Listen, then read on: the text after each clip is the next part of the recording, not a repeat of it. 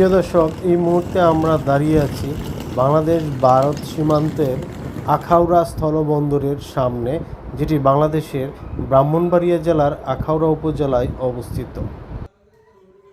ত্রিপুরা উত্তর পূর্ব ভারতের একটি রাজ্য। এটি ভারতের তৃতীয় ক্ষুদ্রতম রাজ্য, যার আয়তন 10,491 বর্গ কিলোমিটার।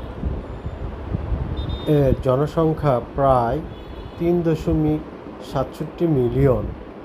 জনসংখ্যার দিক থেকে এটি সপ্তম সর্বনিম্ন জনবহুল রাজ্য। এটির পূর্বে আসাম ও মিজোরাম রাজ্য, উত্তর, দক্ষিণ ও পশ্চিমে বাংলাদেশ দ্বারা বেষ্টিত। ত্রিপুরা 8টি জেলা ও 23টি মহকুমায় বিভক্ত, যেখানে আগরতলা হলো রাজধানী, রাজ্যের বৃহত্তম শহর। ত্রিপুরায় 19টি ভিন্ন উপজাতি সম্প্রদায় রয়েছে।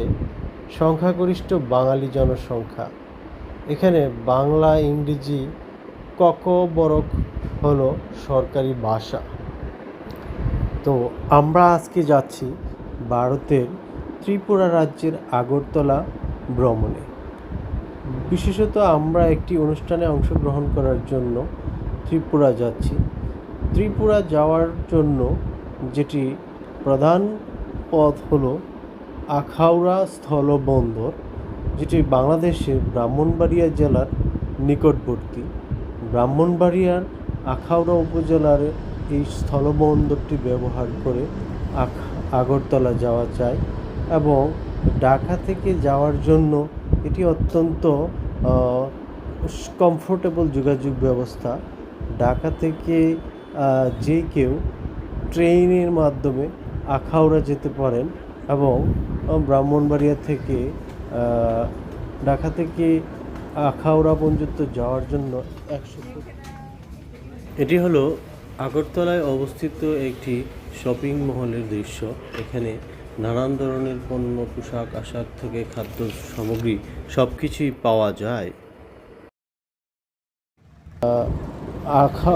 আগরতলা পার্টের ইমিগ্রেশন কিন্তু অত্যন্ত গুছানো এবং শীতাতপ নিয়ন্ত্রিত। তো আমরা চেষ্টা করব এইবারের ভ্রমণে কিভাবে ত্রিপুরায় যাওয়া যায়, এবং আগরতলা শহরে কি আছে, কি কি দেখার মতো জিনিস আছে সেগুলো দেখাতে, এবং ওখানে পর্যটকদের জন্য কিন্তু বেশ কয়েকটি নতুন হোটেল রয়েছে। তার মধ্যে রয়েছে জিঞ্জার হোটেল এবং পলো হোটেল অ্যান্ড শপিং কমপ্লেক্স, এবং শহরের মাঝখানে কিন্তু বেশ কিছু সুলভ মূল্যের হোটেল রয়েছে।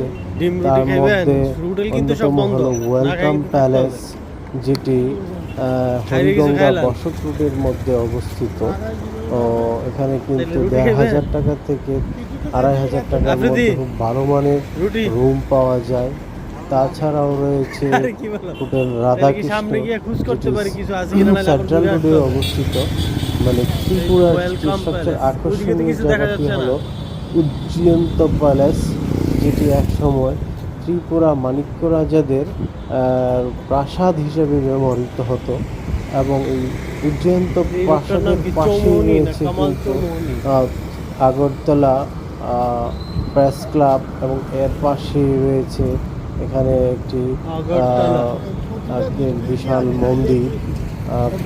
পাশাপাশি এর পাশেই ডান পাশে চলে গেলেই মূল শহর, যেটা এখানে রয়েছে বেশ কিছু ভালো মানের শপিং কমপ্লেক্স।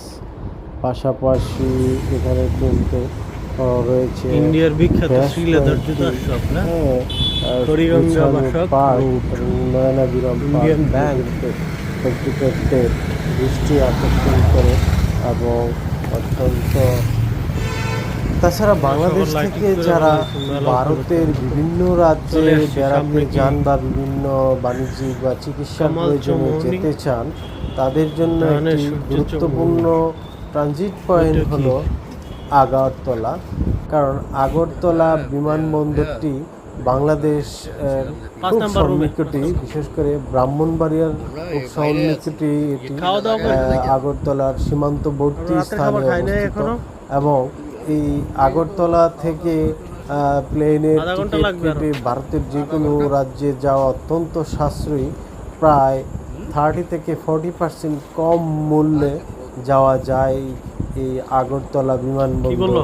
ঠিক আছে, হয়ে যদি এই সামনে আসেন, ভারতের, পোস্ট অফিসের দিকে যাই। দিল্লি, কাশ্মীর, ব্যাঙ্গালোর কিংবা অন্যান্য রাজ্যে যারা যেতে আগ্রহী, সেই ক্ষেত্রে এই ঢাকা থেকে আন্তর্জাতিক ফ্লাইট না ব্যবহার করে আখাউড়া ইমিগ্রেশন পাস করে আগরতলা বিমানবন্দর ব্যবহার করে অত্যন্ত সাশ্রয়ী মূল্যে কিন্তু ভারতের যে কোনো রাজ্যে ঘুরে আসতে পারেন বাংলাদেশিরা।